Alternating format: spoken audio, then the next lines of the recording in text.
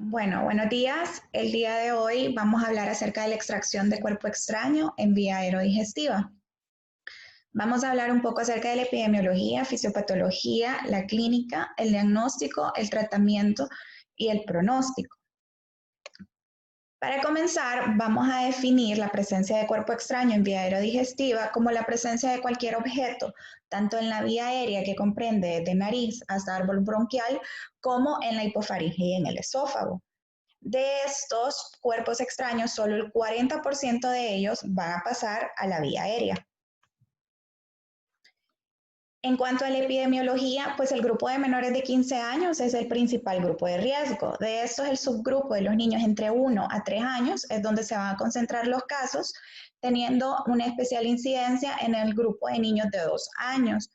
Esto es porque desde que el niño tiene capacidad de aprehensión, más o menos desde los 6 meses, va a presentar una tendencia natural a introducirse objetos por los orificios naturales de la cara. También es frecuente en niños un poquito más grandes que estos sean introducidos por un compañero de juegos. Se dice que a partir de los 6 meses los niños comienzan esa vulnerabilidad porque es cuando ellos comienzan a desarrollar la pinza gruesa y son capaces de tomar los objetos por sus propios medios.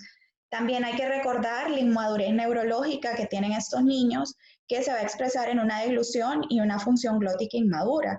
Además, que hay que considerar pues, que estos son pacientitos que no tienen molares, lo que va a dificultar el adecuado manejo de los alimentos y por tanto aumenta el riesgo de la aspiración. Esta pues, puede alcanzar a ser hasta el 48% total de los casos de muertes accidentales en la población pediátrica. Con la edad, pues esta tendencia comienza a desaparecer, ¿verdad? Excepto pues en personas que tienen deficiencias mentales o en aquellas personas que tienen hábitos viciosos, como por ejemplo las personas que siempre andan con plástico, masticando plástico.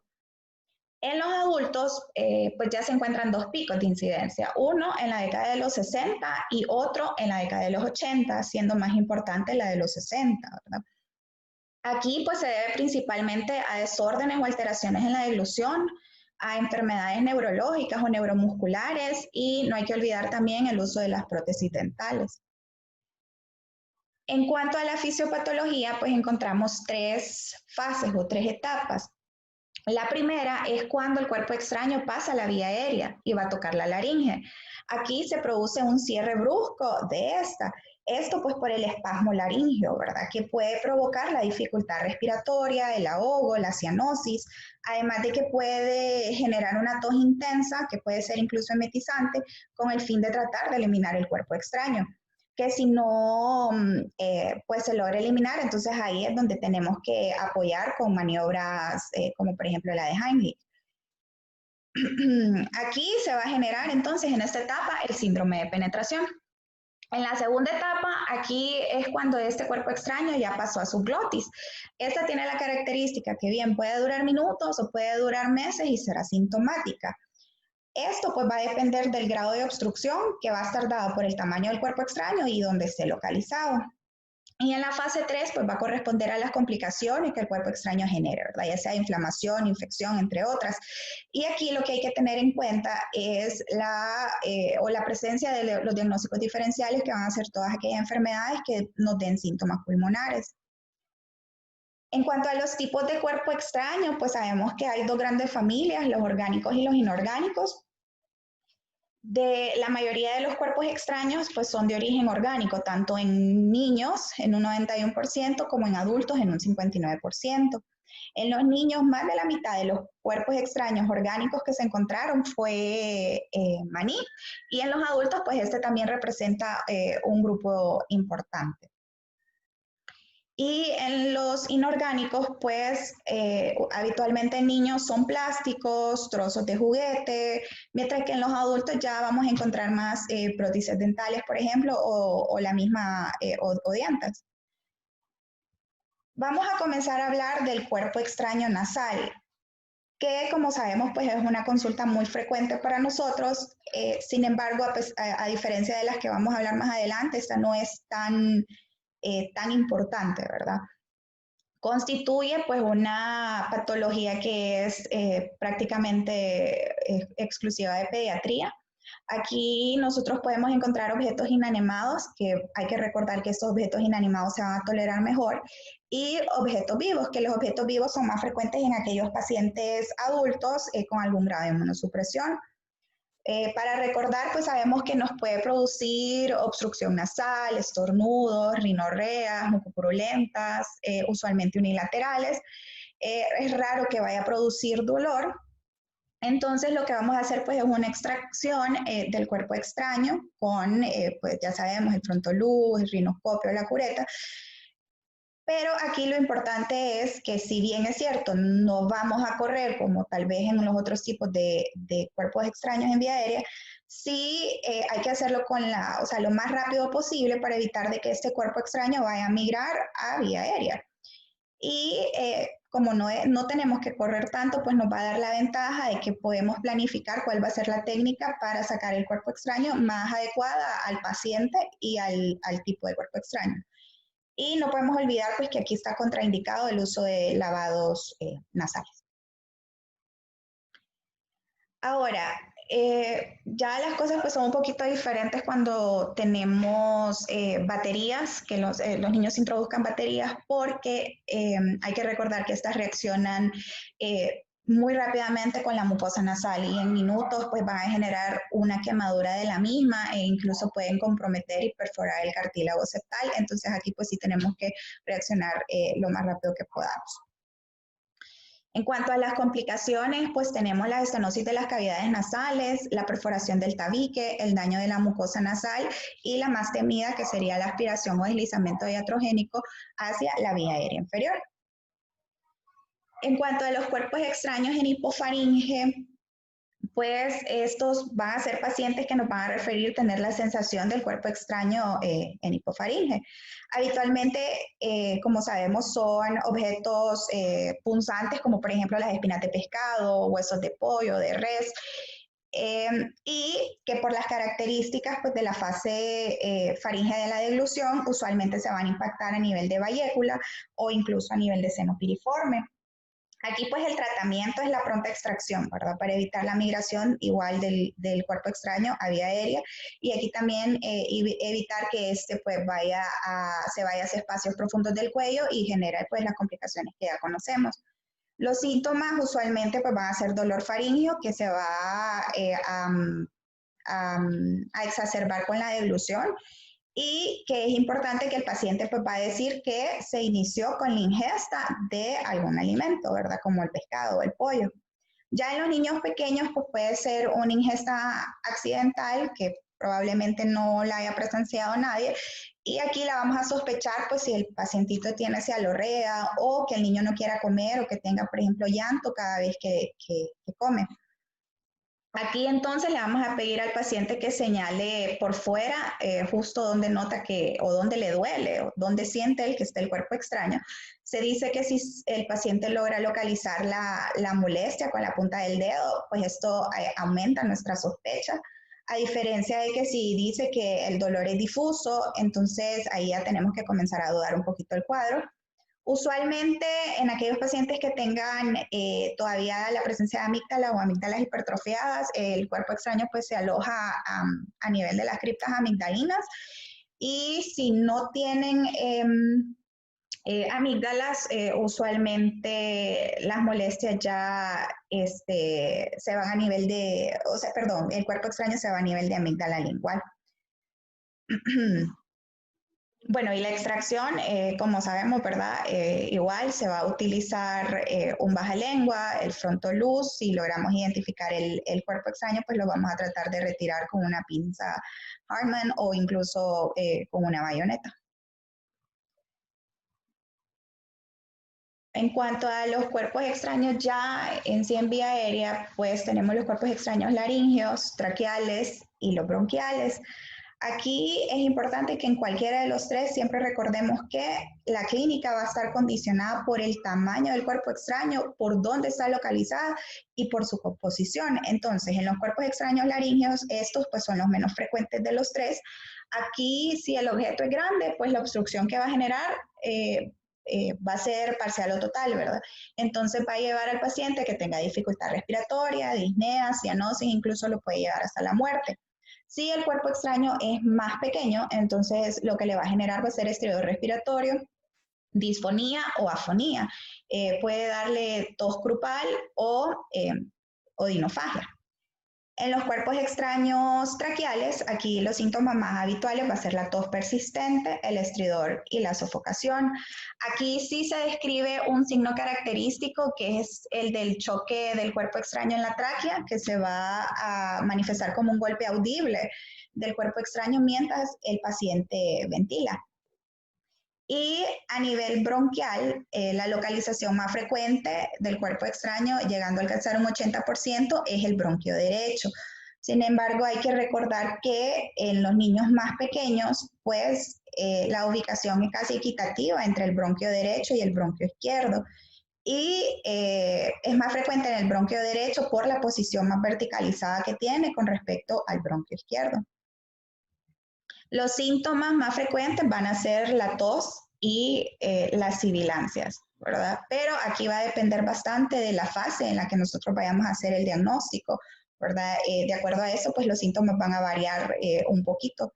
Podríamos tener crisis leves de sibilancias a tener sibilancias muchísimo más marcadas, ¿verdad? Y se describe una triada usual que va a consistir en tos, sibilancias y disminución de los ruidos respiratorios unilaterales. En cuanto al diagnóstico, pues como en cualquier patología, la historia clínica es súper importante. En este caso nos brinda una sensibilidad hasta del 80%. Y siempre hay que recordar que el cuerpo extraño en vía aérea puede imitar cualquier otro tipo de patología pulmonar. Entonces es importante hacer un interrogatorio, dirigido a los acompañantes del paciente, ¿verdad? Porque si el cuadro fue presenciado por un tercero, pues a nosotros nos ofrece mayor seguridad en cuanto a nuestro diagnóstico que si nadie vio el cuadro, ¿verdad? Más que todo en los niños, ¿verdad? Nos haría dudar mucho. En cuanto al examen físico, aquí pues hay que hacer énfasis en el hecho de que hasta el 40-45% de los exámenes físicos pueden estar completamente normales y al momento de nosotros hacer una broncoscopía encontrar un cuerpo extraño ahí. Pero si encontráramos síntomas, podríamos tener un paciente ya con una insuficiencia respiratoria aguda, pero esto ya es más raro que lo miremos porque casi nunca los encontramos en la fase aguda, ¿verdad? Pero también podríamos encontrar, por ejemplo, la disminución de la movilidad de un hemitórax, uso de músculos accesorios. A la auscultación podríamos encontrar datos de obstrucción como sibilancias, disminución del murmullo pulmonar o incluso la ausencia del mismo. En cuanto a las imágenes,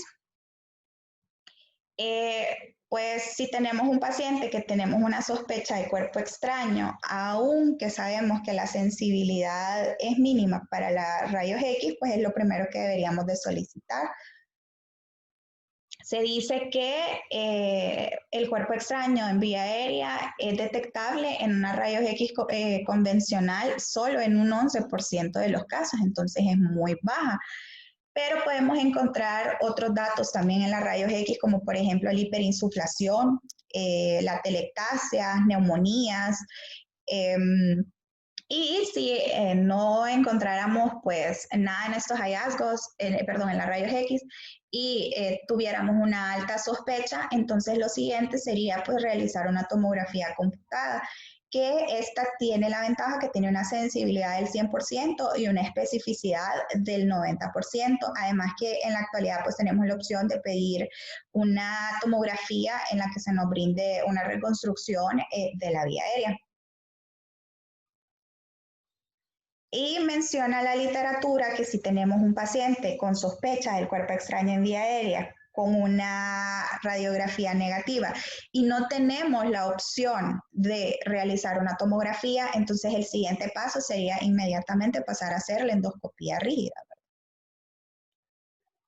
En cuanto al tratamiento, entonces, pues podemos tener dos opciones terapéuticas. Una es la médica. El manejo médico pues va a quedar reservado para el paciente que esté en una crisis aguda o en una crisis súbita de insuficiencia respiratoria y que va a requerir una asistencia e intervención inmediata. Usualmente lo que se va a realizar van a ser pues golpes en la espalda en los niños, la maniobra de Heimlich en los adultos. Pues si esto no funcionara, pues ya hay que pasar a intubación, a dar maniobras de reanimación. Y pues si la obstrucción es incompleta y el periodo crítico ya pasó, aquí procede a estabilizar al paciente y a vigilar mientras se logra pues la extracción del cuerpo extraño. Entonces el manejo médico pues competiría más a pediatría, ¿verdad?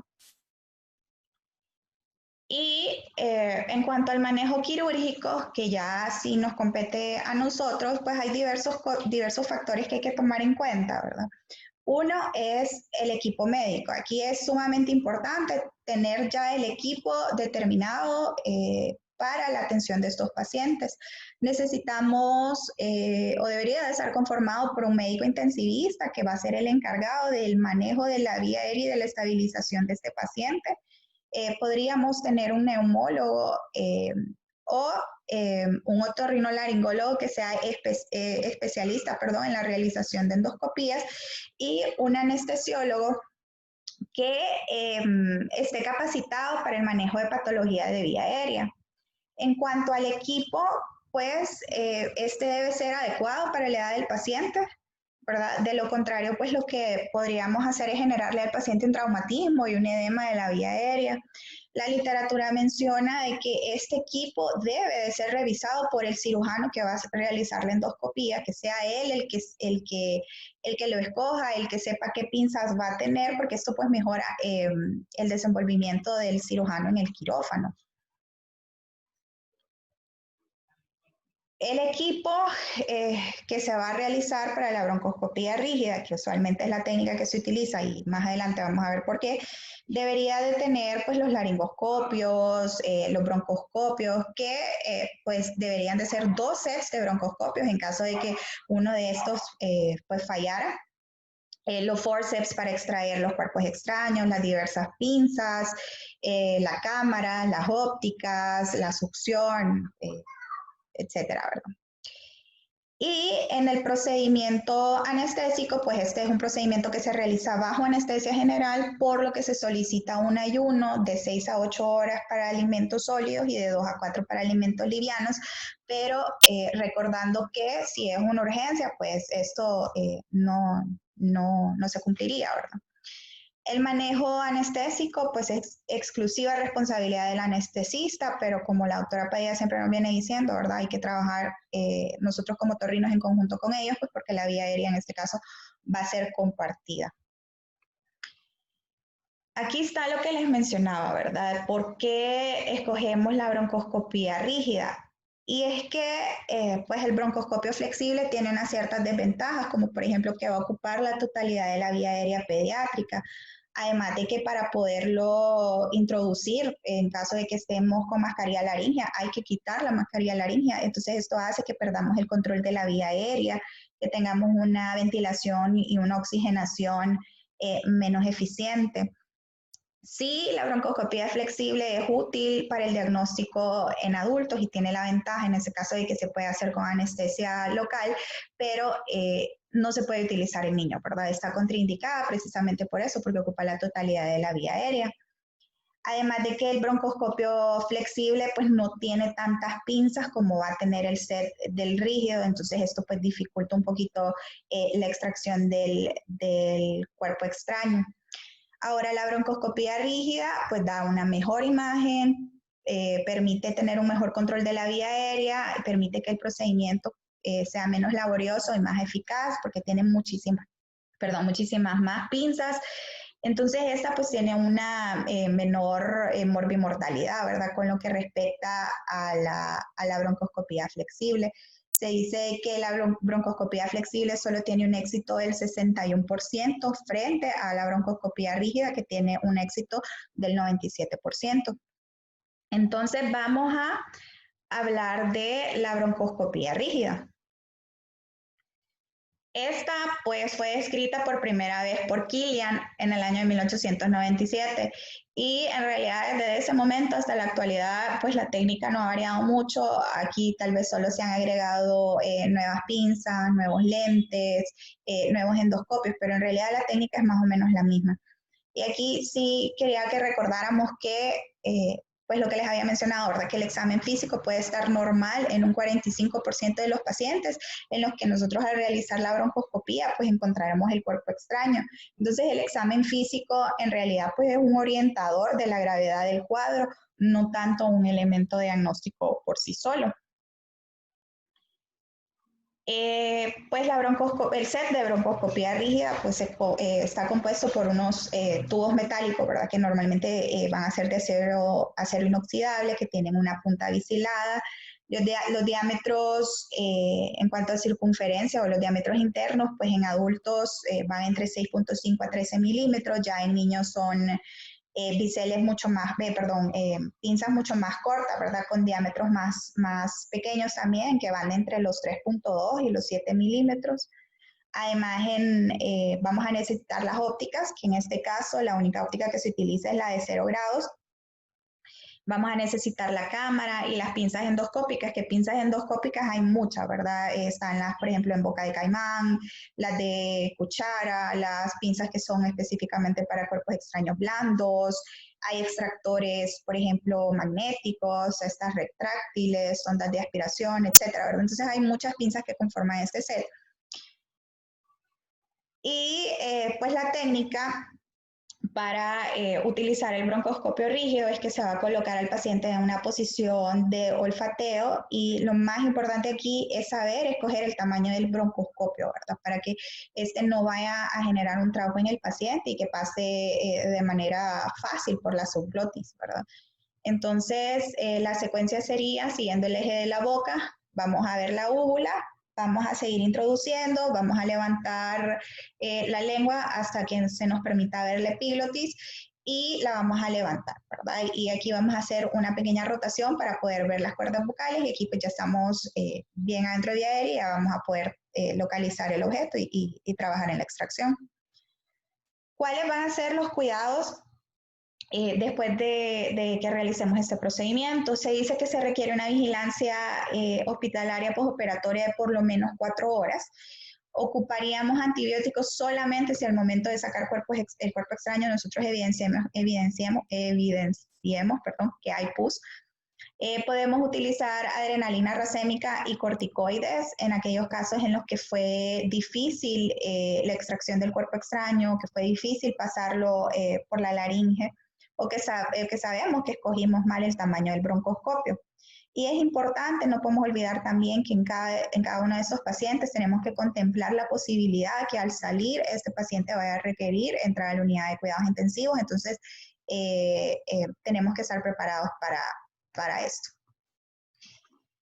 En cuanto a las complicaciones, pues tenemos la obstrucción de la vía aérea, el neumotórax neumomediastino, hemoptisis, edemas y laceraciones laríngeas de la mucosa, de la tráquea y bronquios, fístulas y estenosis. Ok, vamos a continuar hablando entonces de cuerpo extraño esofágico. Esta es una situación pues bien frecuente, ¿verdad? Que se observa de igual manera principalmente en la población pediátrica. Aquí va a estar presente en más o menos un 80% de los casos de cuerpo extraño van a ser en población pediátrica. Es más frecuente antes de los 5 años y usualmente está más frecuente en el sexo masculino. El cuerpo extraño que con mayor frecuencia se encuentra es la moneda y luego va a estar seguido de objetos de plástico y de partes de juguetes. Ya en los adultos lo que usualmente vamos a encontrar van a ser huesos de pollo, espinas de pescado y también prótesis dentales. En cuanto a la localización, el 80% se va a ubicar a nivel de estómago, el 20% se ubica a nivel de esófago, el 10% pasa al intestino y el 5% se puede quedar en orofaringe. Usualmente estos cuerpos extraños se impactan más en el tercio superior del esófago a nivel más o menos del músculo cricofaríngeo y le va a seguir en frecuencia el tercio medio y luego el tercio inferior. El tratamiento, pues el 80 al 90% va a ser un tratamiento médico o tratamiento médico o también solamente observación y el cuerpo extraño va a salir por deposición. En un 10 a un 20% sí se va a requerir la extracción por esofagoscopía y solamente el 1% de los casos pues va a requerir una cirugía. En cuanto a la historia y los síntomas, pues obviamente el paciente nos tiene que referir el antecedente de la dilución del cuerpo extraño, pero muchas veces esto o no va a estar claro, más que todo en los niños, o no va a estar presente, o sea, nadie lo logró evidenciar. El inicio del cuadro puede tardar, a diferencia de vía aérea, este puede tardar varias horas en iniciarse y en niños que son muy pequeños puede incluso no dar síntomas o confundir con cualquier otro cuadro, ¿verdad? A veces ellos lo que van a referir va a ser tos, ¿verdad? O en ocasiones incluso pueden tener estridor y anorexia. Lo más clásico o lo que más frecuente vamos a encontrar va a ser la cialorrea y la disfagia. Pero dentro de los otros síntomas se dice que 1 de cada 4 pacientes van a presentar vómitos o regurgitación, náuseas, dolor cervical y dolor retroesternal. También es importante recordar, ¿verdad?, que algunos niños pueden incluso cursar el cuadro asintomático, ¿verdad?, y encontrar el cuerpo extraño de manera incidental en un estudio radiológico. En cuanto al diagnóstico, pues aquí igual la sospecha clínica que es súper importante, luego se procedería a hacer una rayos X API lateral de cuello y de tórax, a ver si logramos evidenciar el cuerpo extraño. Si no y la sospecha es alta, entonces pasaríamos a hacer un esofagograma con medio de contraste hidrosoluble y si aquí no encontremos nada o encontráramos algún defecto, de igual manera deberíamos de pasar a hacer la tomografía computarizada. En cuanto al procedimiento quirúrgico, pues se realiza o se decide hacer como tratamiento la esofagoscopía rígida, que esta tiene un éxito entre el 95 al 100% de los casos. Tiene la ventaja de que mantiene la vía aérea protegida, de que se pueden extraer distintos tipos de cuerpo extraños y que permite la visualización directa del cuerpo extraño en el esófago. Mencionaba en la literatura que también hay otras técnicas, como por ejemplo la extracción con catéter de balón distal fluoroscópico o con una sonda Foley, que esta incluso puede ser una técnica mucho más fácil y más barata, pero el problema que brinda esa es que es un procedimiento que se va a realizar prácticamente a ciegas. Si nosotros con la esofagoscopía rígida no lográramos resolver el problema, entonces ahí sí se tendría que pasar a hacer un abordaje quirúrgico, que sería ese 1% de todos los casos, en el que se realizaría un abordaje por vía cervical o pues por vía torácica. En cuanto a las complicaciones que va a tener este procedimiento, pues podemos encontrar una perforación esofágica, un neumomediastino, abscesos, estenosis esofágica, fístulas traqueoesofágicas, compromiso de tejidos blandos, migración y fístulas a piel, que el encontrar fístulas en piel nos va a hacer pensar de que ese es un proceso crónico, ¿verdad? Que ya tiene mucho tiempo presente. También podríamos encontrar hemorragias y hematemesis. En los cuidados postoperatorios, aquí pues, va a variar bastante y va a depender de lo que el endoscopista pues, haya visto al momento de realizar el procedimiento y pensando siempre en las complicaciones que pudieran estar presentes. El pronóstico aquí es en general, ¿verdad? Es bueno, incluso si el diagnóstico fue tardío, siempre y cuando la extracción del cuerpo extraño se haya hecho de manera completa. La regresión de las atelectasias en aquellos casos en vía aérea, ¿verdad? O incluso de alguna bronquiectasia prácticamente va a ser completa, pero es importante también recordarles que la permanencia de un cuerpo extraño en el bronquio, por un tiempo prolongado se va a relacionar con la presencia de sibilancias unilaterales y atelectasias que no van a ceder con el tratamiento convencional. Entonces podemos tener, en el servicio de pediatría, que estén manejando a un niño por sibilancias o por atelectasias, que le estén dando manejo médico, no resuelva. Entonces, es importante que siempre se considere la posibilidad de que pueda haber la presencia de un cuerpo extraño en vía aérea. No sé, doctora, si quieren comentar de cuerpo extraño esofágico, porque ahorita solo les iba a presentar 2 artículos que encontré de la broncoscopía ahorita en tiempos de pandemia, pero no sé si sí o... Sí, hoy comentamos al final, si quiere, muñeca. Vaya, pues. Bueno, aquí sí les quiero comentar pues, de estos 2 artículos que, como les mencioné, encontré. Hablan de cómo se debería de manejar la broncoscopía durante la pandemia. Este es de la revista Respirology, que es de Asia, y hicieron pues como un resumen de lo que decían 5 sociedades de cómo manejar la broncoscopía. Aquí pues lo que decían era, y todas coincidían en que el manejo de la broncoscopía idealmente pues se tiene que hacer en un quirófano con presión negativa, que el personal que va a estar en la sala de operaciones pues tiene que ser el mínimo, solamente el esencial. Y algo que me pareció curioso es que decía que el paciente, en caso de que no estuviera intubado, debería de estar usando mascarilla a la que se le hiciera como una rasgadura, no sé, un orificio para tratar de pasar el equipo que vayamos a estar utilizando, que los cirujanos, pues, en este caso, como mínimo, deberían de utilizar una mascarilla N95 con googles y vestirse, en este caso, pues, con bata, con globos, perdón, con gorro, con botas y guantes, ¿verdad? Que, como sabemos, pues, en la broncoscopía a veces, pues, ni nos vestimos, pero en este caso sí deberíamos de estar vestidos. Y 2 de estas 5 sociedades sí sugerían que ya se tenía que entrar con un equipo de protección de nivel 3. Algo que creo que no les mencioné es que en la técnica para la broncoscopía, pues en algunos casos o algunas cirujanos sugieren que se utilice lidocaína en spray antes de realizar el procedimiento, pero pues aquí está contraindicada, ¿verdad? Obviamente. Lo que sí todas coincidieron, perdón, que me pareció interesante es que decían que la broncoscopía se debería de diferir o buscar cualquier otro tipo de opción terapéutica y que esta sea la última, ¿verdad? En aquellos casos que obviamente así lo permite, porque es un alto riesgo de aerosolización.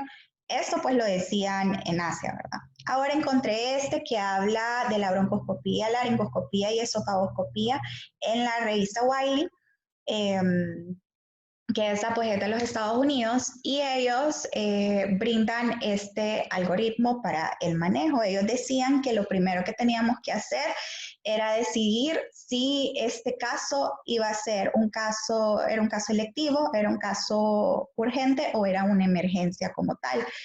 Si era electivo, pues por obvias razones había que diferir ese procedimiento hasta que pues las cosas regresaran a la normalidad. Si era una emergencia, pues ni modo, se entraba con todo el protocolo ya a nivel 3.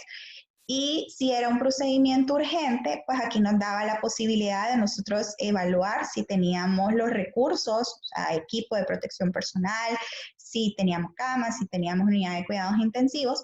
Y si no era así, nosotros se debería de posponer la realización de estos procedimientos hasta que tuviéramos el equipo para realizar, ¿verdad? O sea, no exponernos sin equipo.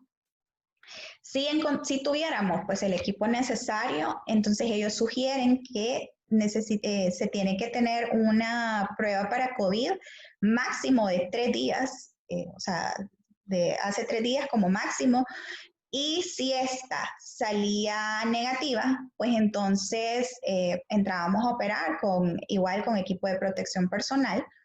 Pero si esta salía positiva, igual que las guías asiáticas, ellos sugieren buscar cualquier otra alternativa y dejar la broncoscopía como última opción. Y si no hubiera, pues, o esta fuera la última opción, entonces entrar igual con nivel de protección personal de nivel 3.